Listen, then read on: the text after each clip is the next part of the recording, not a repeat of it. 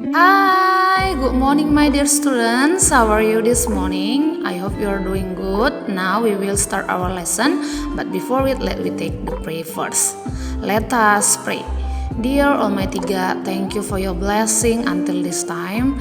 Now we want to start our lesson. Please open our heart and our mind to receive the lesson well. Bless our teachers and give them patience to teach us. Bless our parents wherever they are. Forgive us for all our sins. Thank you God. Amen. Nah, baiklah kita masuk ke tema 8 Praja Muda Karana subtema 1 Aku anggota pramuka di pembelajaran kelima. Kita baca bersama-sama. Anggota pramuka sering menggunakan tongkat dalam kegiatan. Tongkat sangat banyak manfaatnya. Tongkat dapat digunakan sebagai tempat memasang bendera regu. Tongkat juga dapat digunakan untuk membuat tiang bendera. Untuk mendirikan tenda juga menggunakan tongkat. Tongkat yang digunakan anggota pramuka terbuat dari bambu atau kayu dengan ujung tumpul. Nah, perhatikan gambarnya ini. Dahulu para pahlawan menggunakan tongkat sebagai senjata dalam peperangan. Para pahlawan menggunakan tongkat bambu dengan ujung lancip.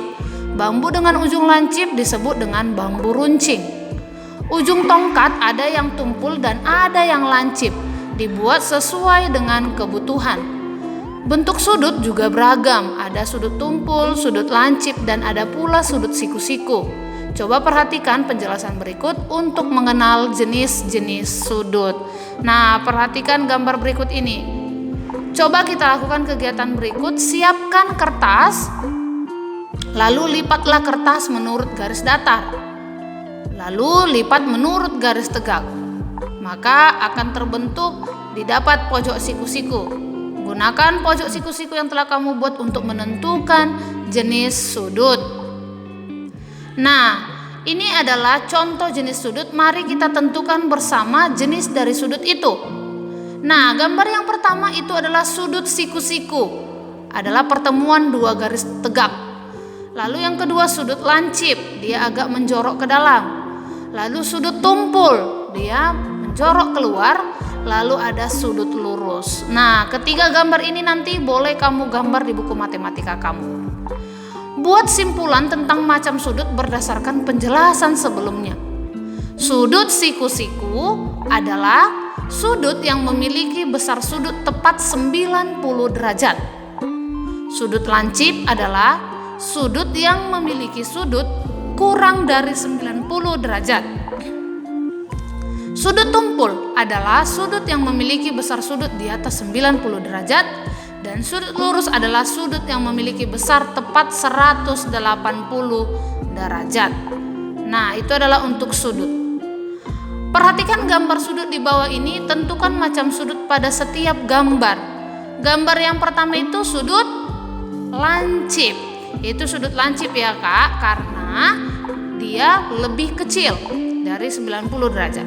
Lalu ini, yang dua sisi tegak adalah sudut siku-siku, 90 derajat. Nah, yang menjorok keluar berarti sudut tumpul. Gambar yang ketiga sudut tumpul. Yang keempat adalah sudut lancip. Gambar yang keempat itu adalah kurang dari 90 derajat sudut lancip. Lalu yang kelima itu adalah sudut lancip juga. Oke?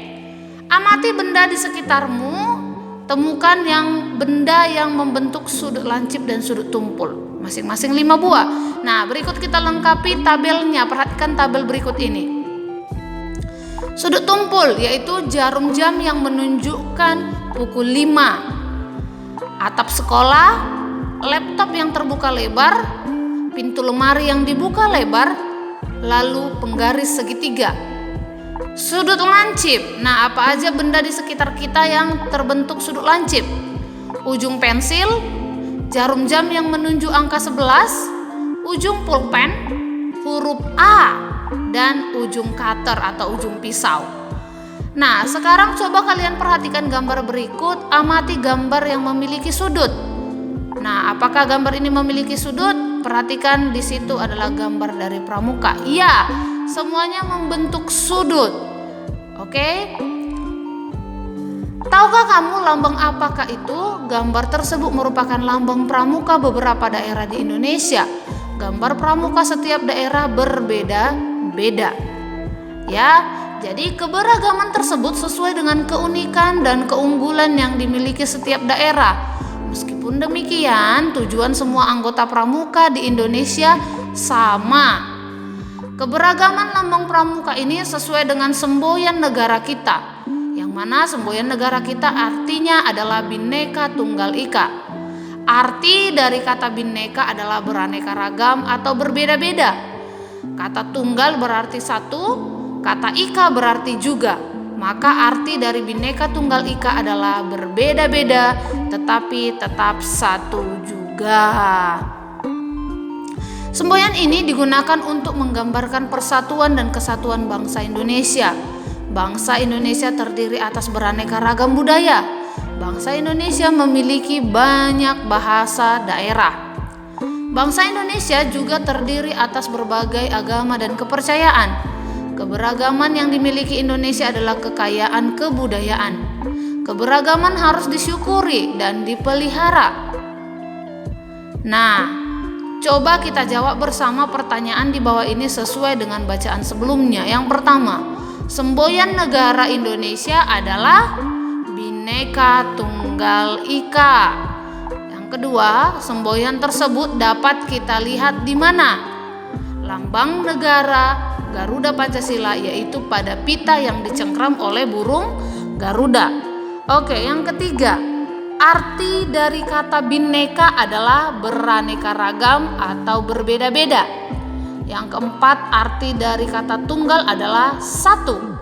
Yang kelima, arti dari kata ika adalah juga. Dan yang keenam, arti semboyan Bhinneka Tunggal Ika adalah berbeda-beda tetapi tetap satu juga. Nah, itu adalah jawaban dari keenam pertanyaan tersebut. Oke, tugas kamu selanjutnya adalah menuliskan 5 nama temanmu di kelas, lalu tuliskan hal-hal baik yang dimiliki temanmu, paling sedikit 3. Nanti ambil ini dari buku tema kamu. Oke? Nah, apakah kamu dan temanmu memiliki perbedaan? Ya, meskipun ada perbedaan tetapi kamu dan temanmu tetap senang berteman, bukan? Ya, sudah pasti.